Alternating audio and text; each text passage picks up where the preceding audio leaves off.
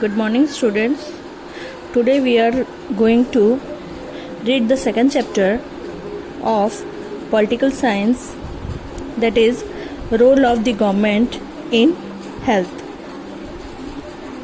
So, in a democratic country, the government has to work for the welfare of the people.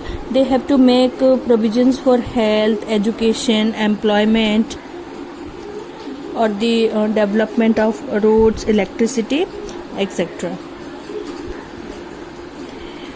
In this chapter, we focus on the role of the growth in the health sector. And as you know, right to health is one of the fundamental rights that has been given from the Constitution of India. At first, you have to know what is health. Health means the ability to remain disease free. In broader sense, it means having clean drinking water, better sanitation, pollution free surroundings, stress free life, etc. Students, health is not only about disease, it is also associated with other factors. Apart from the disease, we need to think of other factors that affect our health.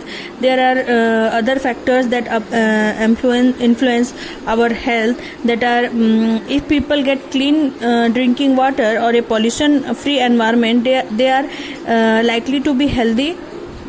The other is conversely, if people do not get adequate food to eat or have to live in dirty conditions, they will become victims to illnesses.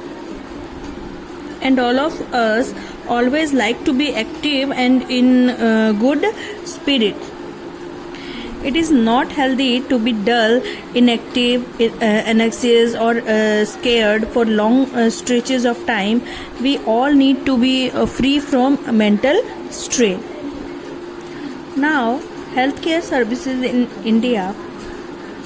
Students, India has a large number of doctors, clinics, and hospitals. It also has considerable experience and knowledge in running a public healthcare system.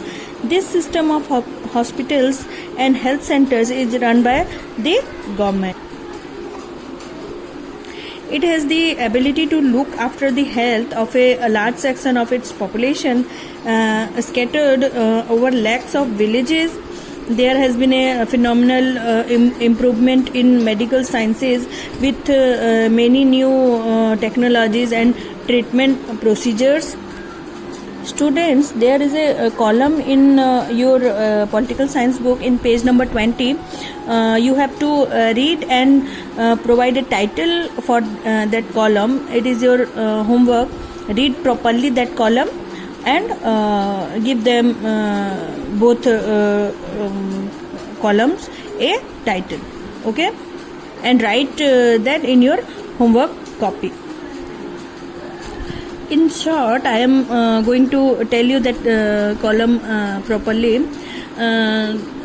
Some developments or improvements in healthcare facilities in India are there are largest number of medical colleges in the world, approximately 15,000 new doctors every year, about 18,218 hospitals by year 2000. Extension of medical tourism due to low cost of treatments, fourth largest producer of medicines.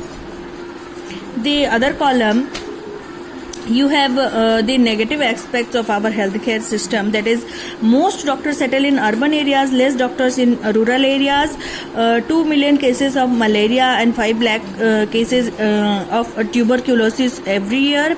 Waterborne diseases like diarrhea, hepatitis on the rise. About 21% of has no access to clean water. Half of all children are malnourished. And last is private health on rise, and a public healthcare system has not grown as per the need. Students, if we talk about the need to prevent and treat diseases, we need appropriate healthcare facilities. They are health centers, hospitals, laboratories for testing, ambulance services, blood banks, etc. They can provide the required care and services that patients need. In order to run these facilities, we need health workers, nurses, qualified doctors, and other health professionals who can advise, diagnose, and treat illness. We also need medicines and equipments that are necessary for treating patient. Students, rather than the above positive developments, we are not able to provide proper healthcare facilities to people. Our country has the money, knowledge, and people with experience, but cannot make the necessary healthcare available to all because of certain shortcomings on our part.